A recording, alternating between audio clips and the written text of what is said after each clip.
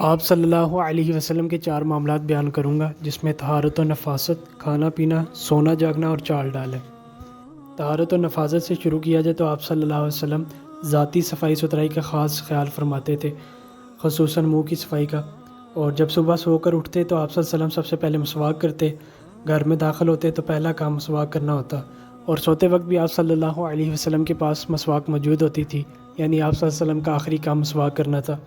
اور ہر نماز کے لیے الگ وضو کرتے، اور وضو کا آغاز بسم اللہ سے کرتے،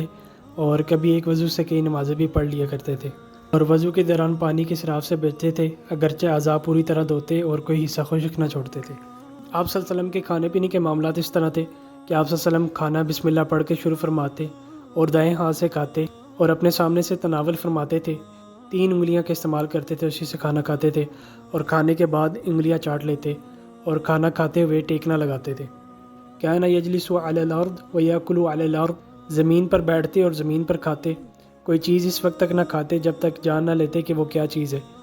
اور کسی کھانے میں عیب نہ نکالتے، کھانے کے بعد الحمدللہ کہتے۔ رسول اللہ صلی اللہ علیہ وسلم مکھن اور کھجور پسند فرماتے، حلوہ اور شہد بہت پسند فرماتے، اور سخت گرم مشروب پسند نہ فرماتے تھے۔ پینے میں ٹھنڈی اور میٹھی چیز آپ صلی اللہ علیہ وسلم کو سب سے زیادہ پسند تھی، اور پانی دائیں ہاتھ سے 3 سانس میں پیتے تھے،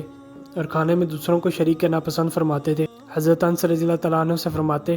انس دیکھو اگر کوئی ہے جو میرے ساتھ کھانے میں شریک ہو جائے۔ سونے جاگنے کی بات کی جائے تو آپ صلی اللہ علیہ وسلم کبھی بستر پر سو جاتے اور کبھی زمین پر آرام فرماتے، چمڑے کا بستر اور تکیہ استعمال کرتے جس میں کھجور کی چھال بھری ہوتی تھی، اور آپ صلی اللہ علیہ وسلم عشاء سے قبل سونا پسند نہ فرماتے تھے، اور رات سونے سے قبل سرما لگاتے، دائیں کروٹ لیتے، اور سونے سے پہلے بھی دعا پڑھتے، اور صبح جاگتے وقت بھی آپ صلی اللہ علیہ وسلم دعا پڑھتے۔ آپ صلی اللہ علیہ وسلم کی چال ڈال کی بات کی جائے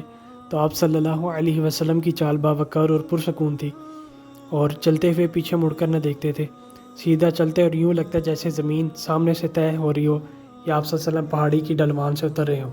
کبھی جوتا پہن کر اور کبھی ننگے پاؤں بھی چلتے، اور یہ بات ناپسند تھی کہ کوئی آپ صلی اللہ علیہ وسلم کے پیچھے چلے۔